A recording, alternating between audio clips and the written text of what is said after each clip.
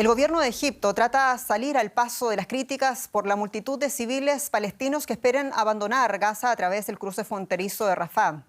La Oficina de Relaciones Exteriores de El Cairo acusa al gobierno de Israel de impedir la entrada de la ayuda humanitaria a Gaza.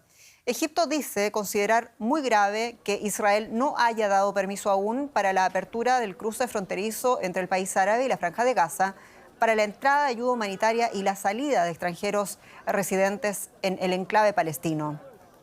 Aunque muchos ya se habían congregado en la puerta tras conocer la noticia de una posible apertura, el Ministerio de Exteriores egipcio aseguró que no ha podido abrir el paso de Rafah debido a los ataques aéreos israelíes. Asimismo, la agencia AFP informó de un nuevo bombardeo que impactó el cruce de Rafah en el 10º día de la guerra entre Israel y Hamás.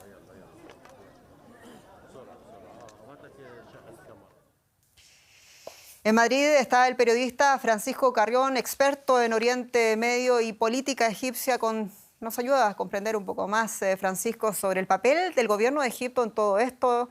Francisco, hablemos del papel de Egipto, decíamos, en clave política en este conflicto y también de un dilema que no es nuevo y que reconocían funcionarios exteriores egipcios citados en la prensa alemana este día, que no podían permitir que salieran todos los civiles palestinos porque con ello estaría en riesgo también la propia causa palestina. Aquí la pregunta, Francisco, ¿cuánto complica a Egipto la cuestión refugiados palestinos?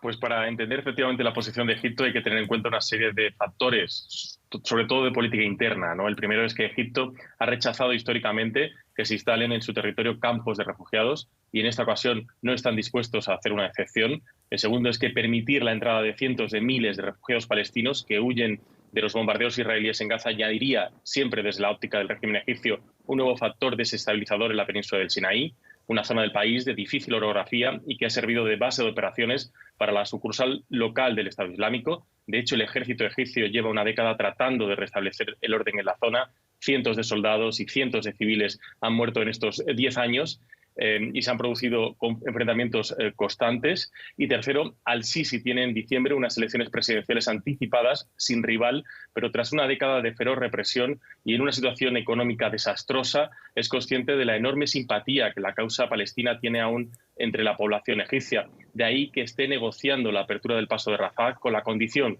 de que pueda llegar ayuda humanitaria a la franja. Y a todo esto, Egipto, como garante de negociaciones, lo fue en el pasado, pero lo podría hacer hoy con todo lo que nos está contando, Francisco, en este contexto, en esta escalada, grave escalada sin precedentes en Oriente Próximo. Pues como dice Egipto, ha cumplido históricamente ese papel de mediador en la zona entre palestinos e israelíes.